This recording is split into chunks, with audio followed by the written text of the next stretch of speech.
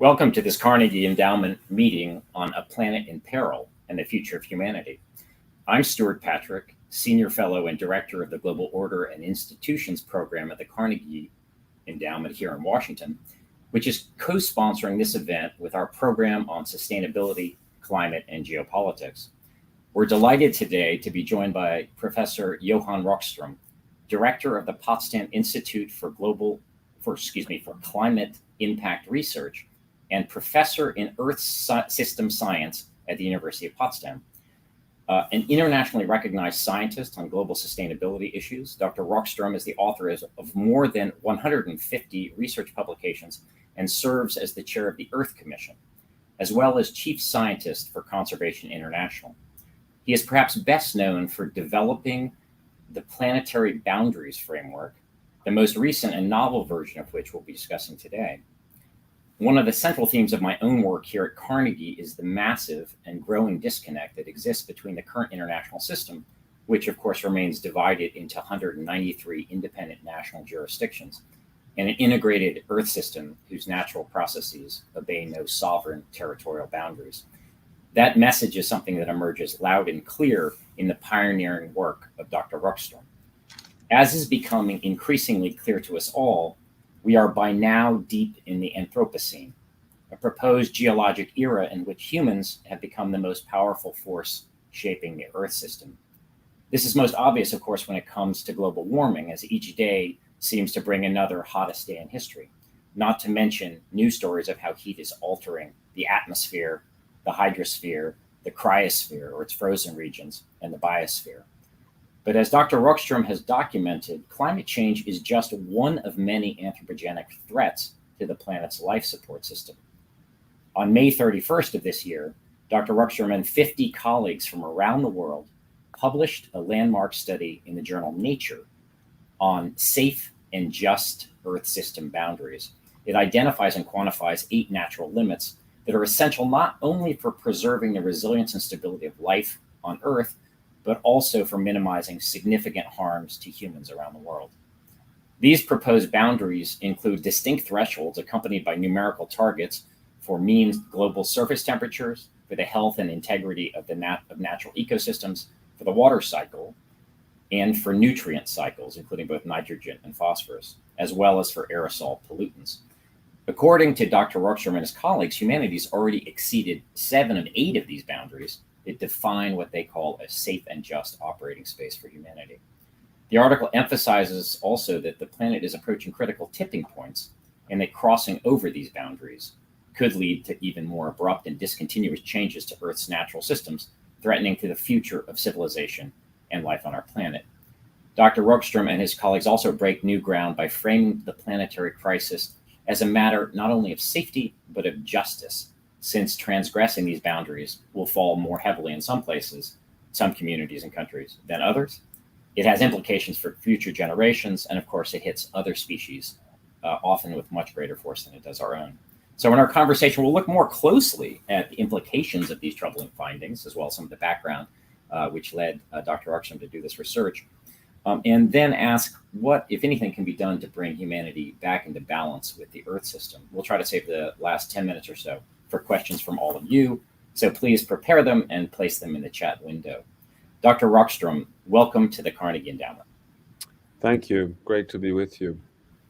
So, well, I want to get to a number of different questions with respect to the findings and the report itself. But I was wondering if you could perhaps walk us through what you see as the main headlines of this report and what, in effect, they add to some of the work that you've already done. Obviously, you've been doing this work for years, in fact, decades. Yeah. No, thanks. I mean, well, you did a brilliant summary, and I would just add that I think it's a scientific breakthrough, and I'll explain in what ways. But to start with, I think it's good to just remind ourselves that, the first tipping point paper suggesting that we may cross tipping points of irreversible changes to the climate system was published in 2008. The first, real synthesis showing that we are in the Anthropocene came out in 2004 in a big synthesis by the International Geosphere Biosphere Program, which basically verified the whole Anthropocene, and that we're starting to hit the ceiling of hardwired processes that regulates the whole state of life support and the stability of the planet. And it was based on this research that we published the first planetary boundary science in 2009 and had the second update in 2015.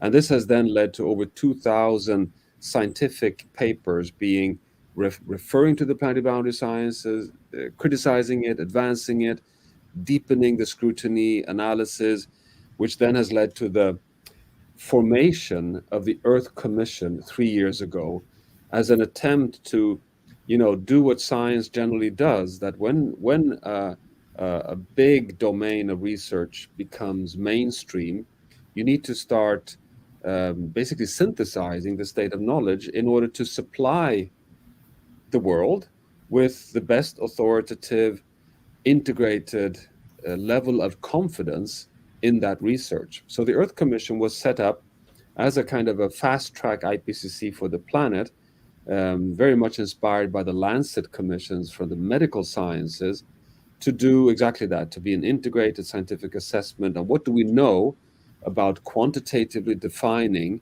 safe boundaries for humanity's future on Earth. But we took a very innovative step to also invite the social sciences and ask ourselves the questions: how can this inform a people planet future in the Anthropocene?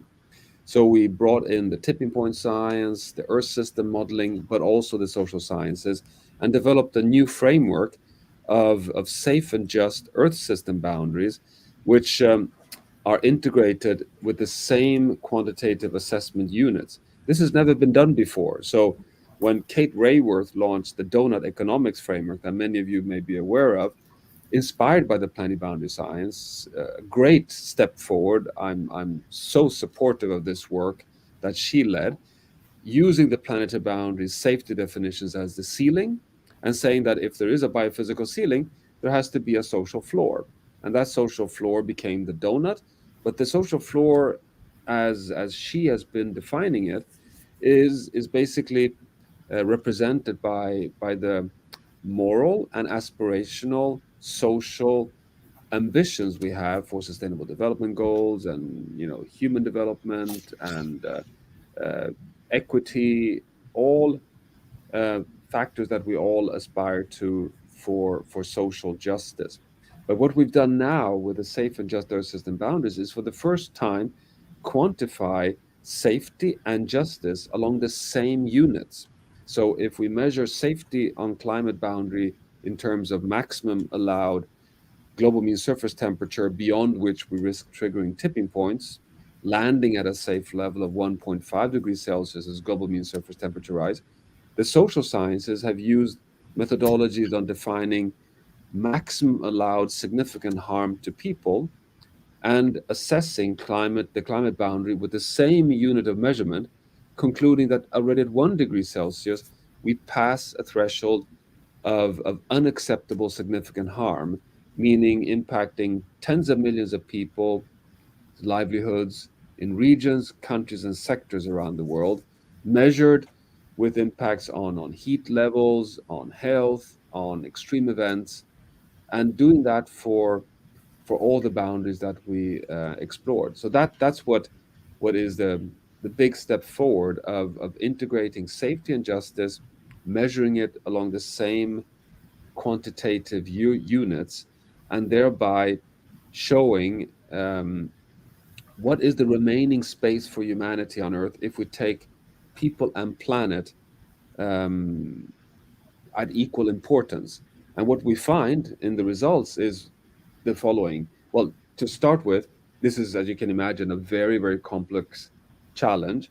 So the Earth Commission decided early to single out 5 of the 9 planetary boundaries to have as the focus themes for the safe and just Earth system boundary assessment.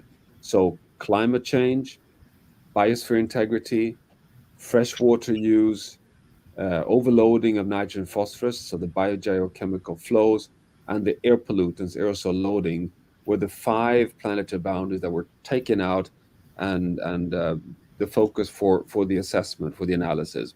And then For those five, identifying seven indicators. That's why you correctly referred to seven in the beginning. But these are seven indicators because we used two indicators for nature, intact nature and managed nature, two indicators for freshwater, groundwater and surface water, and two indicators for biogeochemical flows, nitrogen and phosphorus.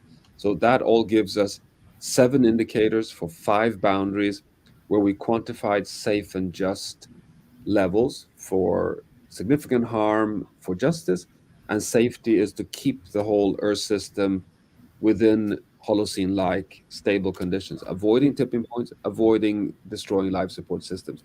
And this is Doc, what resulted in the quantifications for these five. Dr. Archman, can I just pick up on a couple of things? First, I want to talk about sort of what makes these specific boundaries, in a sense, so important. And did you think of other boundaries? Right? I mean, one could have imagined that you could there's not, for instance, you don't look specifically at ocean acidification, for instance, or forever chemicals, or some of these other things that plastics pollution, or some of these other things that one might have seen as sort of anthropogenic changes um, to the earth, that in a sense one might imagine could have boundaries. So just a little bit more on those specific boundaries, because I think people are quite familiar with certain aspects of climate change, then perhaps I'll get into sort of more how you conceive of justice. But first, how did what was the process in terms of sort of determining that those boundaries, those the five major ones, and then that have sort of seven underlying aspects? Yeah, no, well, let me start in the end there by saying that the Earth Commission has just finished its first phase. We're now starting the second phase. The vision is that this becomes a scientific institution, and we will, in the next phase, take on novel entities, chemicals.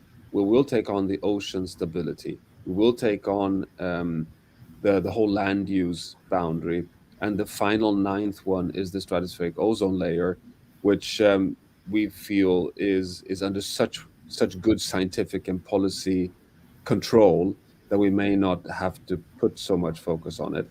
So, so the answer is basically a pragmatic that we recognized that we had a time limit and that this is very complicated. So we tested the whole concept on these first five. That's number one. And the second explanation is that climate, nature, fresh water, nutrients, and pollutants are we considered those boundaries that have closest immediate impacts on people, and thereby we thought that these were good boundaries to try and develop a methodology for justice. And just to give you, for example, the most pedagogic example of them all is on air pollutants, because on safety, the science of at what levels you reach aerosol loading, meaning low atmosphere smog in the atmosphere causing changes in the functioning on the precipitation at the regional level, basically impacting on monsoon systems. That is at quite high levels of air pollution before that occurs. So the safety levels are quite high, but the justice levels, because they are of course measured on the maximum allowed levels or coping levels of air pollutants, are hit much earlier. So you hit the justice level, obviously, in terms of impacts on human health in cities much earlier than you change the whole Southeast Asian monsoon. So safety is at a higher level than justice. So it was more trying to get a grip on a few of these boundaries. But we will be in the next phase taking on exactly these remaining four on chemicals, oceans, potentially stratospheric ozone layer, but certainly on land use change as well. That's fascinating and extremely helpful and wonderful to hear that the Earth Commission is becoming a permanent institution, which of course it absolutely should, and is going to continue to do pioneering work, I'm sure. On the It's interesting also how you mentioned that justice, in a sense, meant that in a sense the boundaries are, transgressing the boundaries in some of these cases is actually sooner, Yeah. because precisely because you put that floor that you're talking about in the donut economics. A little bit more on justice. How did you balance?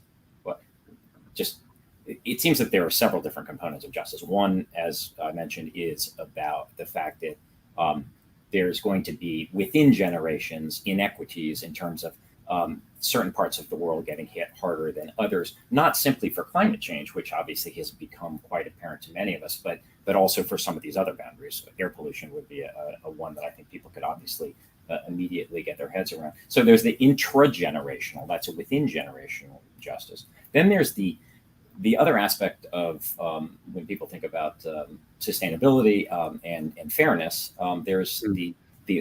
the impact on future generations about what we're doing now. And climate change, again, we've already locked the world into a certain amount of warming, and I'm sure that applies for others. And then the third is the sort of interspecies aspect of things, and that gets a little bit more less mainstream, I guess I would say. But obviously, it's been a brewing area in philosophy and ethics, is how, what value and what sort of rights, in a sense, do other species and nature as a whole indeed have. How did you balance those sort of three considerations when you were considering justice? Are they all, in a sense, in the model?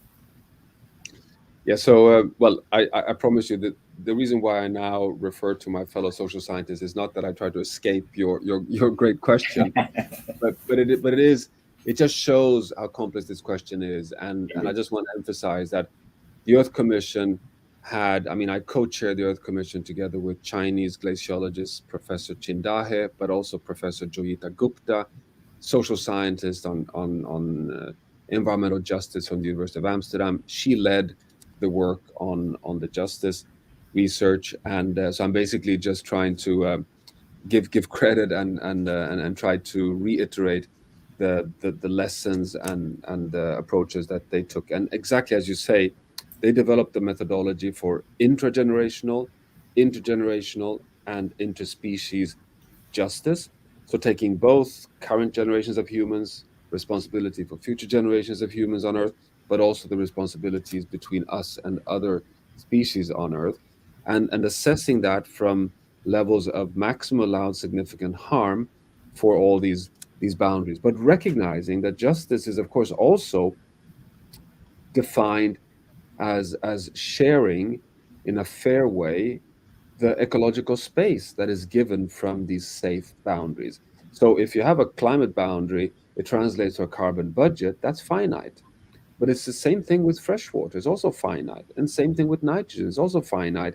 So, of course, justice is also about access, about a minimum fair access. And actually, we have addressed that as well in the Earth Commission. And there's a paper coming out in the Lancet on the access quantifications as well. But then you also, of course, have the justice dimension of human rights and the legal rights and the right of every human being to have, you know, not only minimum access to resources, but also a right for expression. So you have many definitions of justice.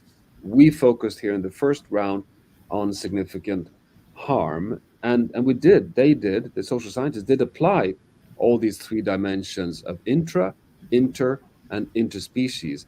And in doing that meticulously, they arrive at these different levels of justice, where for climate, air pollution, and for nitrogen, the space shrinks. You hit justice earlier than safety.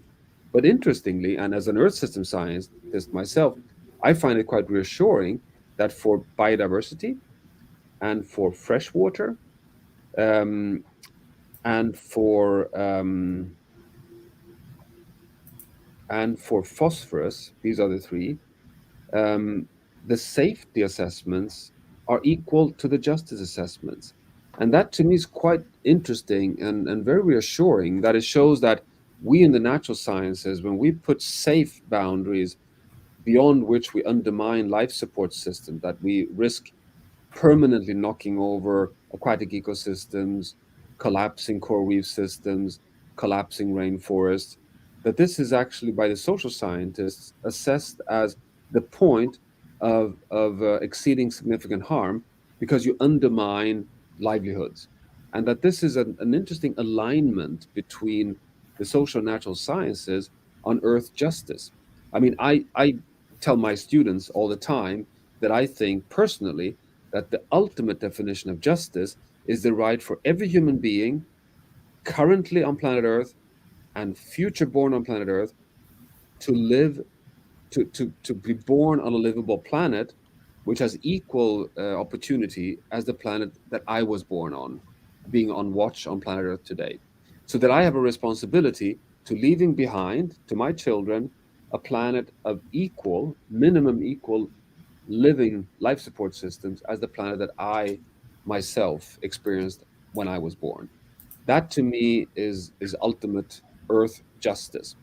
What we've done in the Earth Commission is to bring that down to the individual level across these different boundaries. But I think it's for the first time we see how the earth sciences and the social sciences are starting to see quite an interesting harmonious joint direction of travel in working on earth justice. And I say this because of course you're not aware of this, but I can assure you we've had debates. I mean, it was not an easy ride. I mean, Yeah. the different languages and the different perspectives between the social sciences on justice and the natural sciences has been a really exciting, huge learning journey for all of us. So I'm really proud actually that we've come to this point where we have a joint framework that is certainly not perfected in any way. I mean, this is just a starting point, but it's one step. You don't have to say that. And I commend everybody who's participating in this event. Please do look at the Nature article. One thing that's interesting is some diagrams, but some of the diagrams show sort of what the limits are, sort of simply for safety, what the limits are for simply if you include justice, or excuse me, simply for justice, and then where the boundaries are if you do safety and justice. And it is very interesting, as you point out, that in several of the cases, there's not that much difference between them Exactly. for precisely the reasons that you talk about. With respect to human rights, I think that's a very interesting framing. And of course, the Human Rights Commission, I should mention, in Geneva, has passed a resolution on which the United States supported, which doesn't always support these sorts of types of resolutions on that all humans should be entitled to a healthy and stable global environment. And this is one of the aspirations also for a proposed global pact for nature that the French government over the years has been supporting. I want to talk a little bit, if we can, to the interaction maybe between some of these different planetary boundaries and the negative. Obviously, there are several of them that you're looking at.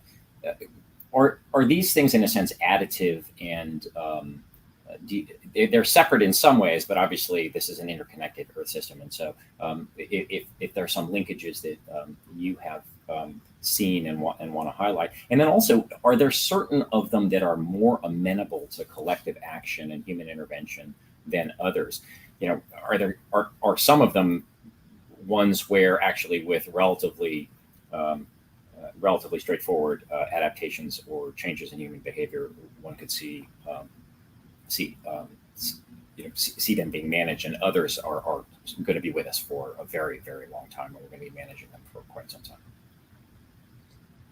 You know, these are two really important questions, and it actually shows limitations of the work we've done so far, because admittedly, well, to begin with, we know there are interactions. I mean, the boundaries, all the 9 boundaries are part of the integrated, complex, adaptive, self-regulating Earth systems. All the spheres that you referred to in the beginning, the cryosphere, the biosphere, the hydrosphere, the atmosphere, the geosphere, they are tightly interconnected. And this means that when we quantify these boundaries, these safe and just boundaries, admittedly, uh, the bulk of the evidence to support the quantifications come from disciplinary research in hydrology or in oceanography or in ecology, without really factoring in fully the interactions between boundaries. There are a few scientific papers that have done interactions, as Steve Lade, who is the science director for the Earth Commission, has led one of them.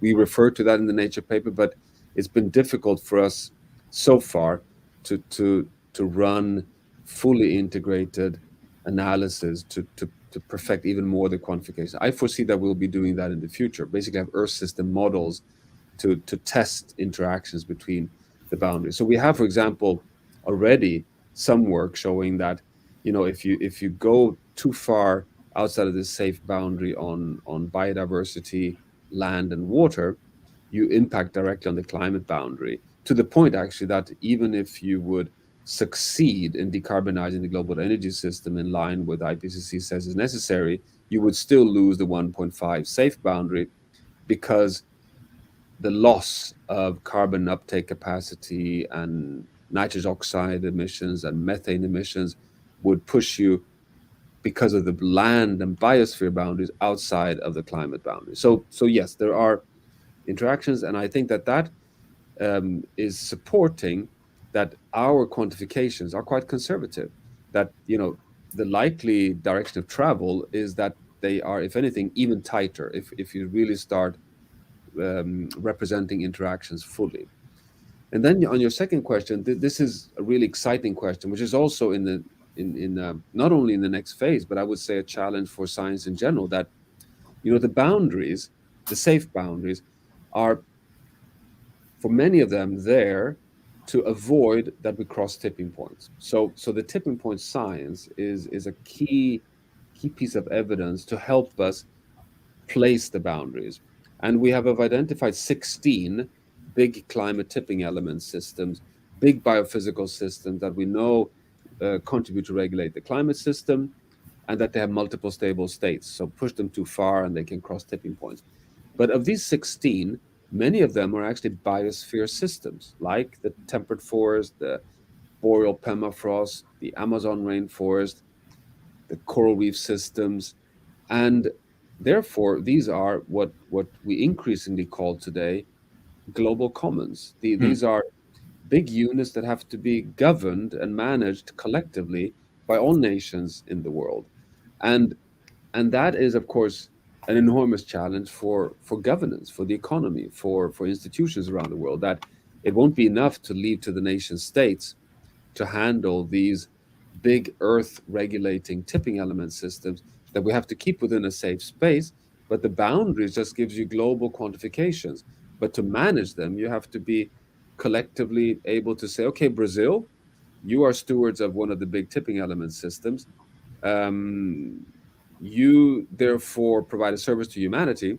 How do we institutionalize this so you can actually even get compensation for that service that you provide to humanity? And you may have seen that President Lula da Silva actually expressed himself in this way a few weeks back, basically emphasizing we are now committed to keep this biome intact, but we need help from the global community. So I think the Earth system, the planetary boundary science, supports the global commons agenda, which in turn supports institutions and governance of collective management of these big biophysical systems that upon which we all depend on, and these are the commons.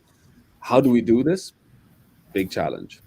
I mean, how do Yeah, we that's that's fascinating. The global commons agenda. I do recall, as of course you do, the spat between former President Jair Bolsonaro of Brazil and French President Emmanuel Macron, when French President perhaps undiplomatically accused the Brazil of ecocide for Yeah. destroying the rainforest that was sort of in a sense the common heritage of mankind. And there was a big debate that was particularly unproductive about whether Brazil was the owner of the Amazon or in a sense the custodian for all of humanity. The promising thing that you're suggesting is that with the current government in Brazil, there is an acknowledgement of, yes, this is a resource of at least our portion of the Amazon is a resource of great benefit for all of humanity. But if we're going to be wise stewards of it, then there needs to be some assistance, whether in the form of financing or what have you. That's a really fascinating development, and I think,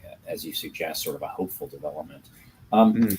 can I ask about some of the policy implications, which we're starting to get into? You mentioned the IPCC before. Do we need an IPCC in a sense for planetary boundaries.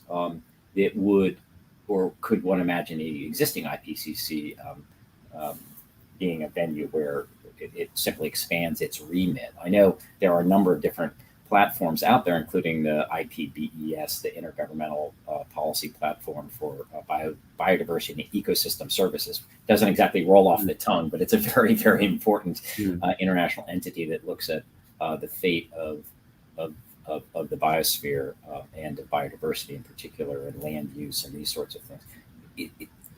Will the Earth Commission be, in a sense, a headquarters for this sort of work and provide this sort of scientific function? Do you think that the IPCC does now? Mm.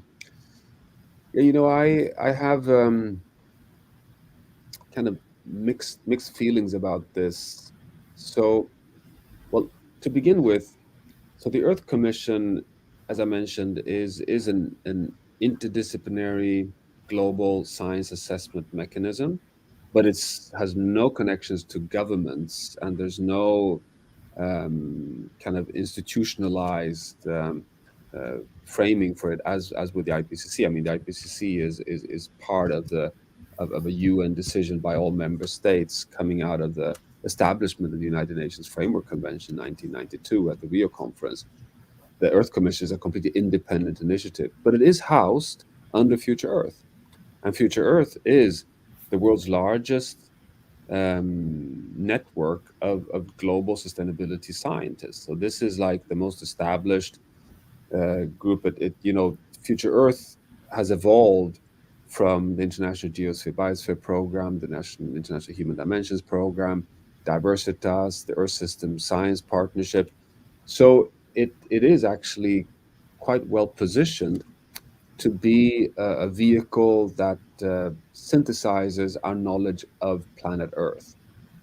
So, of course, personally, I would say that let's give Earth Commission a chance and see where it evolves. And then by the end of the day, it might turn into something that is institutionalized under a UN agency to really be like an IPCC for the planet. But on the other hand, what would argue against that is that IPCC is a phenomenal success and one of the most important. It's like the the floor of knowledge we stand upon for our climate action. And remember that we have just gone through the sixth assessment over 30 years of work, and we haven't come further on climate despite having all that science under our belts. IPBS is struggling to kind of catch up with climate because the ecological crisis and the climate crisis are equal in importance. Of course, we cannot wait another 30 years and five Earth Commission assessments before we come to the level of action as we have today in the mature climate agenda. And for those of you who are following or working with the IPCC, the IPCC takes on the planet more and more. I mean, it makes major advancements in Earth system feedbacks and climate tipping elements and ocean land atmosphere, air pollution. I mean, it's not doing the whole Earth system, but it's really not far away from it. So you could even argue that the IPCC is the closest we have to an Earth system science assessment mechanism, and the Earth Commission becomes like a speedboat version of that big tanker, the IPCC. So perhaps one should think of it more like the Earth Commission complementing on a faster time step with inputs that can be captured by the IPCC, just like the IPCC and IPBS have been starting to interact much more closely. Because coming back to the point you asked earlier about interactions, that biodiversity, freshwater, land are fundamental also to solve the climate crisis. So the IPCC has a very strong biosphere, biogeochemical, nutrients, air pollutants components. It's kind of you could turn around and say in simple terms, the final attribute of everything that we do right or wrong on planet Earth translates into the climate. The climate system is kind of the final the temperature on Earth is a very high order manifestation of everything we do with the Earth system. So I would not suggest like now is the time to open a whole new chapter with a whole new institution. I would rather play IPCC, IPBS, and the Earth Commission as one symphony and kind of work together. And I don't mind if the IPCC continues being the lead in that orchestra.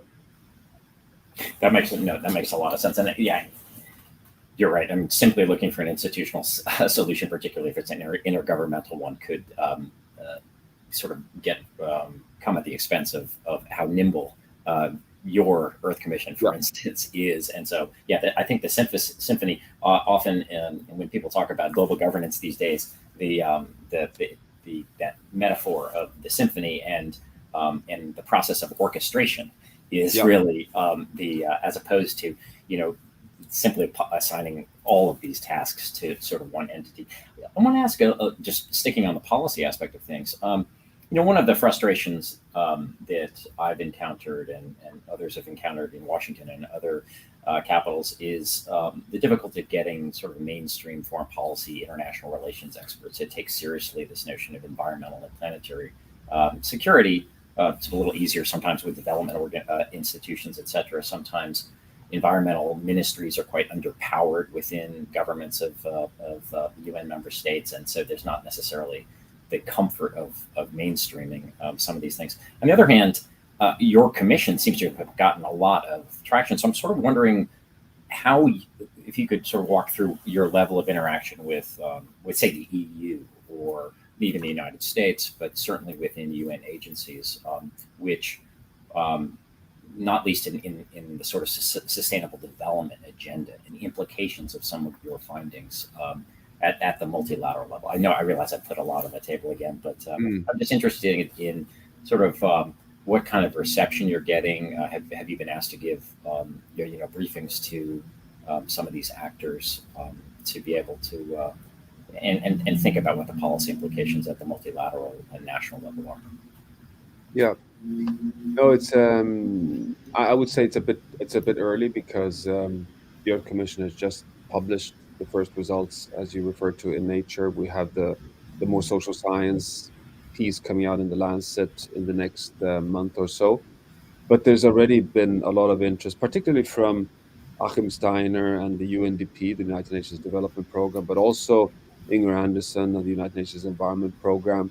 We've had interactions um, with the Secretary General's office in the United Nations, Antonio Guterres, but also at the UNFCCC level, and certainly with the COP15 and the UN CBD, the Convention on Biodiversity. So, as you all certainly recall, I mean, a breakthrough was taken in Montreal and Kunming with the decision in the COP15 of a 1.5 degrees Celsius equivalent for biodiversity, of halting and reversing loss of biodiversity by 2030, informed by the nature positive agenda, which derived from a broad network of knowledge institutions, but also informed from the science from the Earth Commission, because that was the quantification of saying now we have to basically recognize that we've come to a we've come to a point where we can have zero continued loss of intact ecosystem and zero continued loss of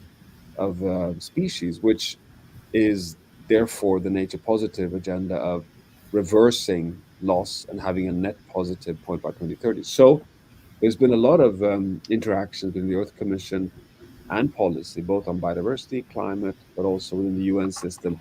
But we still have a way to go on security, because I think you're putting your finger on something that is really fundamental here, that I see more and more that our agenda, let's say, on environment and climate and biodiversity, planetary boundaries, is moving very rapidly, which is very positive, out from the environmental space into the security space. That this is really about social stability. It's about food security, energy security, water security, and avoiding instabilities in societies. So, for example, one of the absolute most important pieces of evidence to inform the climate justice levels of avoiding significant harm was the paper from the Earth Commission on the climate niche, which is an assessment showing that if you take a health assessment, that 2 billion people already at 2 degrees Celsius of global warming will be living in regions that have crossed the threshold that health scientists put as being dangerous for human health, 29 degrees Celsius of average annual mean temperature. And 2 billion people, within 30, 40 years is a recipe for social instability. I mean, certainly a health threat. It's crossing the significant harm level for climate, but it's also a security challenge. And I think we have a responsibility to place this science of the Earth Commission at the UN Security Council, at the Munich Security Conference, at the venues that discuss security. And are we doing that? Well, yes, I gave an Earth Commission update at the Munich Security Conference this year, but I cannot say that we are in any way, let's say, mainstream there. I think we have so much more to do. That's absolutely fascinating, particularly on the security side of things. I just, as an advertisement, did a recent report or compendium of views on the issue of UN Security Council reform, which was mostly about membership. But one of the things that interests me very much is the degree to which there has been both support for, but also extreme resistance from members of the Security Council, not least some of the permanent members, to actually addressing issues of even climate security, much less some of the rest of it that you point out. And but it's yeah, in any concept of national or international security that does not take seriously the integrity of the Earth system would seem to me to be one that is should be found wanting. Is my own Yeah, personal. yeah. In terms of you mentioned sort of climate justice, and we have a question in the that I see here about what's the role of ensuring climate justice and the fact that the UN, um, being dominated by some of its major contributors, doesn't always attend to issues of climate justice. On the other hand, you've seen at successive COPs, um, not least in Sharm el Sheikh, a greater emphasis on, in a sense, climate reparations, loss and damage, as well as greater an emphasis um, on greater support for adaptation financing. I want to broaden out that question about climate justice though a little bit and ask you sort of or not just climate justice, but but in a sense, Earth system justice.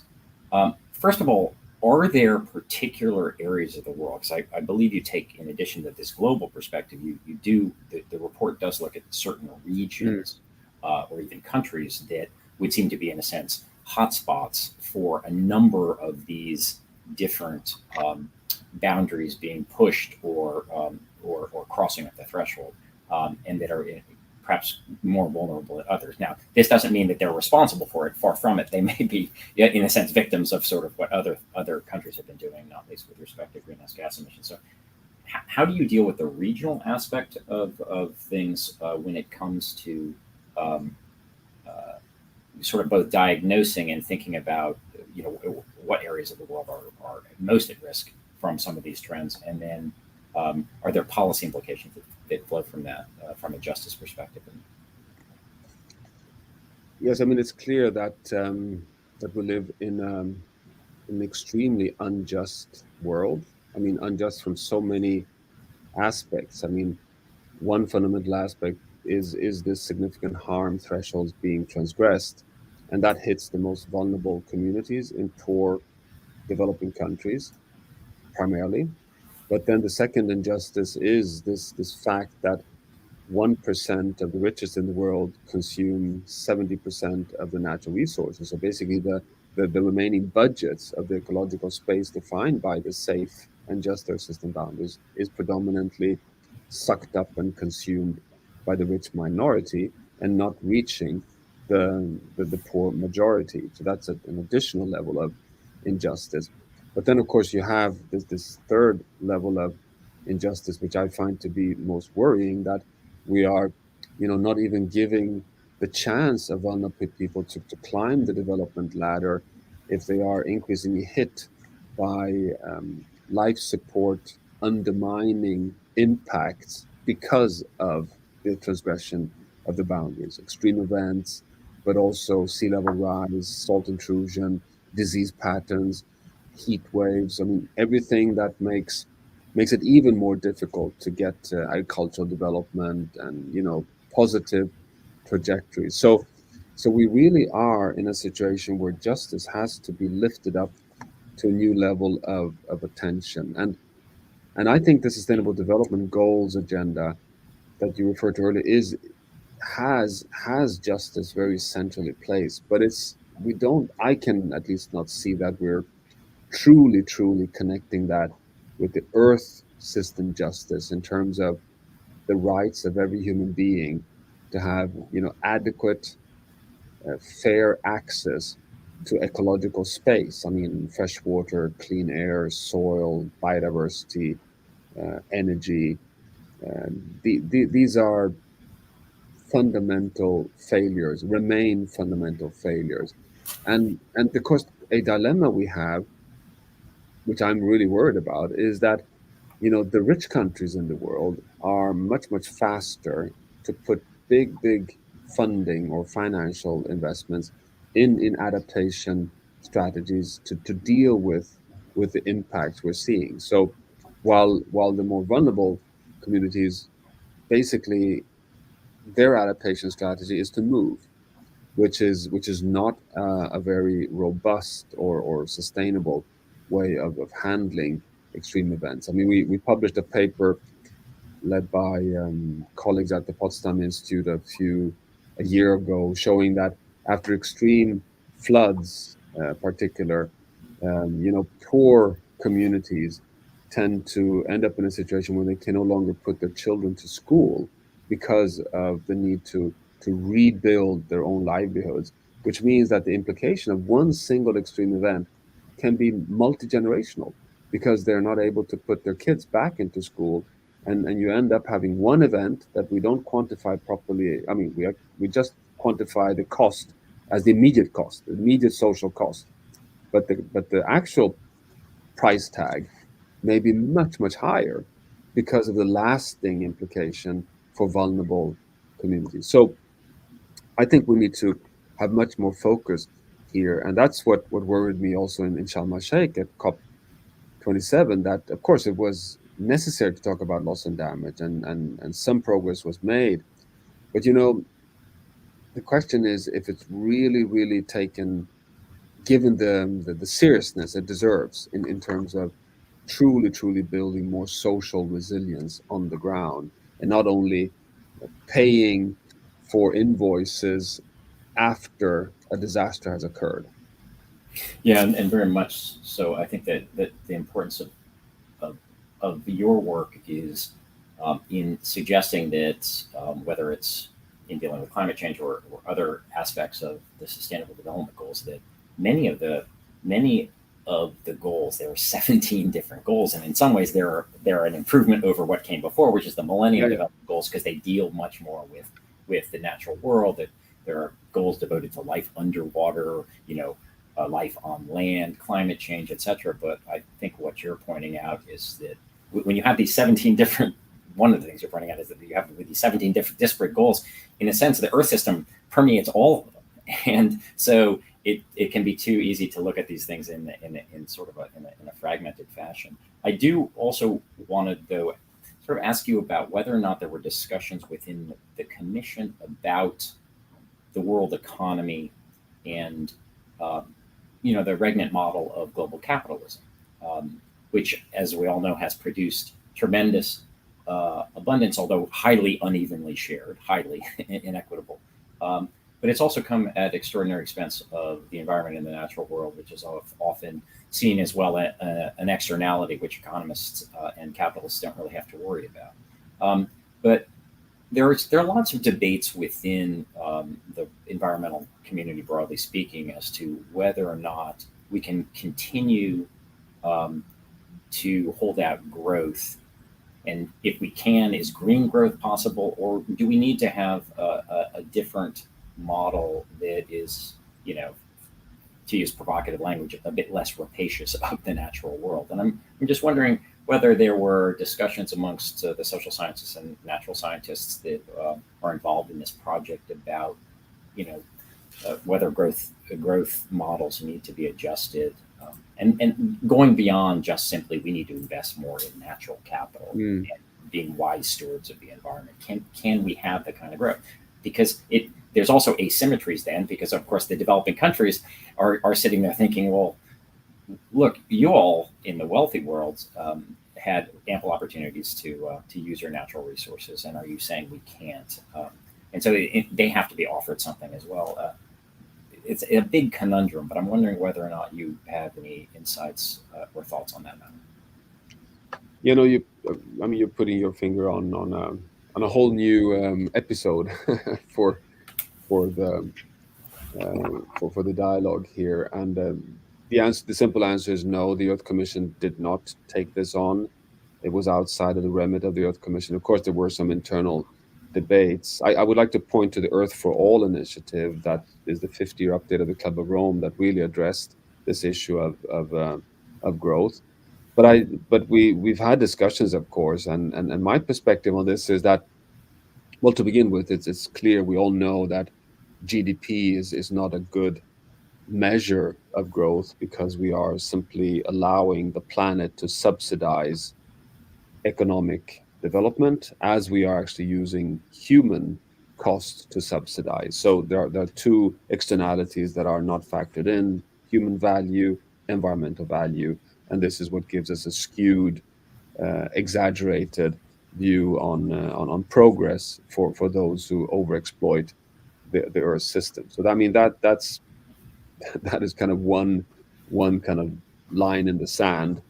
But the second line in the sand, from my perspective at least, is that the developing world needs economic growth.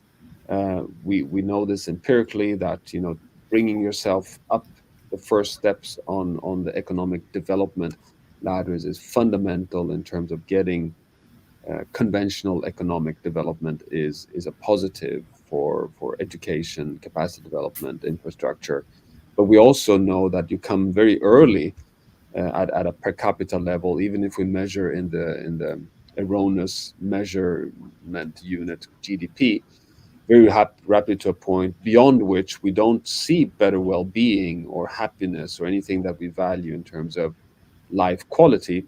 We just amplify the erosion of natural resources and life support. So I think there is a lot of support for my dear friend Tim Jackson and his, you remember his book on prosperity without growth, what I think is still quite valid, that rich countries in the world have to fundamentally decouple and move in a different trajectory, which is not based on economic growth, at least not as we define it today.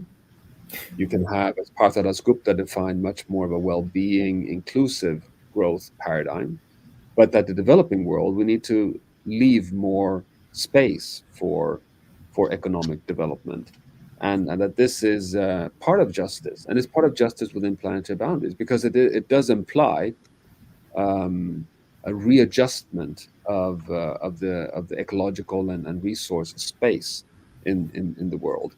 And of course, I'm therefore supporting scientists who show, for example, that countries like my own home country, Sweden, needs to decarbonize by 2030, not by 2050, to allow for a more convergence type trajectory for the world's poorer countries on planet Earth. So, but this is a huge topic, and I'm sure that just my statement has filled up your chat room with debate and view. So I mean, it's a really important topic. Yeah, let me. We've got about 5 more minutes, and but I want to ask two questions. The one of them is it actually has some. This is I promise I did not plant this question, but I just wrote a piece on it as a potential supplementary approach to climate change, and that is the very controversial topic of solar geoengineering. Uh, you may be aware that the Biden administration cautiously released a report a couple of weeks ago supporting greater research and a little bit of anticipatory governance of research with respect to efforts to do solar climate intervention of different types to, in a sense, with the prospect of conceivably, if this were ever deployed, holding global temperatures uh, down while presumably the world makes actual progress on emissions reductions, adaptation, and carbon dioxide removal. I just wonder whether or not the Commission addressed that at all. Um, and then a second question then is the sort of the role of the private sector, and it's a different question, but the role of the private sector.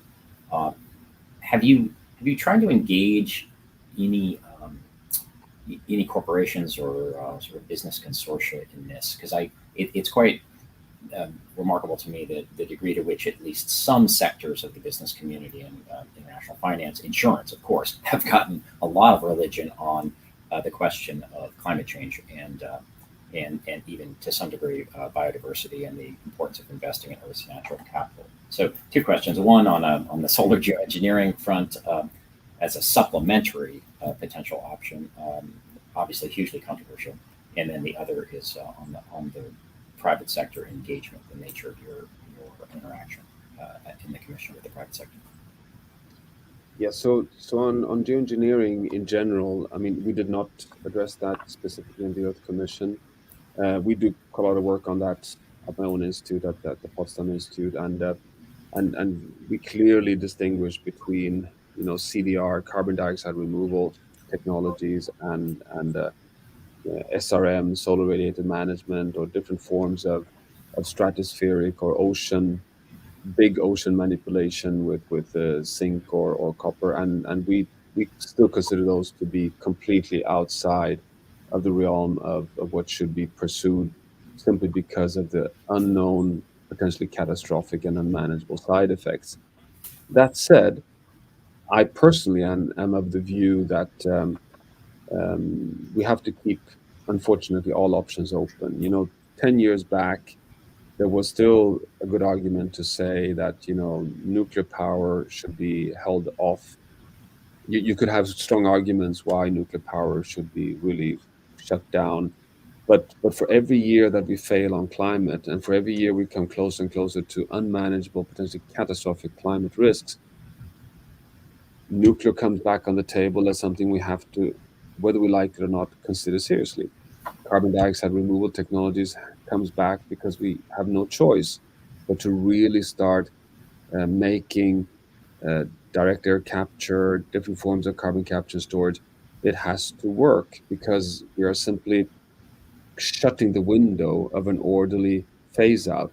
And I can at least not exclude that if we go another 10 years without bending the curve of emissions and continue to undermine the other planetary boundaries, yeah, I mean, then we may even end up in a situation that is good that we've had some research, not only on technologies for solar radiation management, but also on the governance of such solutions. With as a deterrence, basically. I mean, we don't want to go down that route. Under It's really a last resort, but we are coming uncomfortably close to unmanageable outcomes if we do not change the route here. So it's a moving target. Also, ethically, it's a moving target because it depends on it's a cost benefit between different outcomes. And the private sector, yes. So the private sector, and it's good that we take that now because we need to close on a positive note. I'm really enthusiastic with regards to the private sector's willingness and demand for science-based targets beyond climate. So, as you know, one of the biggest breakthroughs actually with the Paris Agreement is that 1.5 degrees Celsius translates to a carbon budget, which translates to a mitigation pathway to net zero by 2050, which in turn becomes operationalizable, measurable science-based targets for companies and cities. And we're now working very hard on translating the Earth Commission science into science-based targets for the other planetary boundaries through the Science Based Target Network. And there's a demand out there. And companies like Walmart, IKEA, clothing companies like H&M, are Walmart. There are many companies that really are interested, but also financial companies that really see this as a dashboard, as a kind of a yardstick for guiding investments. So yes, I think this is an area of in need of even more efforts of translating the science from Earth Commission type work into operational science-based targets. But, Dr. Orkstrom, thank you so much, and it's great to end on that optimistic note, which is really superb to hear. I really want to thank you on behalf of all the folks who have been enjoying this and who will be able to enjoy it in perpetuity since it will be archived on YouTube. I want to thank you for sharing your insights about this path-breaking report and the stakes for humanity and nature as continue to press upon these planetary limits. I also want to thank my colleagues Catherine Buchanan and Cameron Zotter, as well as Diana Centeno, for their help in organizing this meeting. But Dr. Ruckstrom, once again, best of luck with your future endeavors, and I hope we can stay in touch and you'll think of Carnegie as a platform where we certainly will welcome you and your colleagues back to discuss this in the future. Thanks, I would love to, and thanks for inviting me. Wonderful, thanks.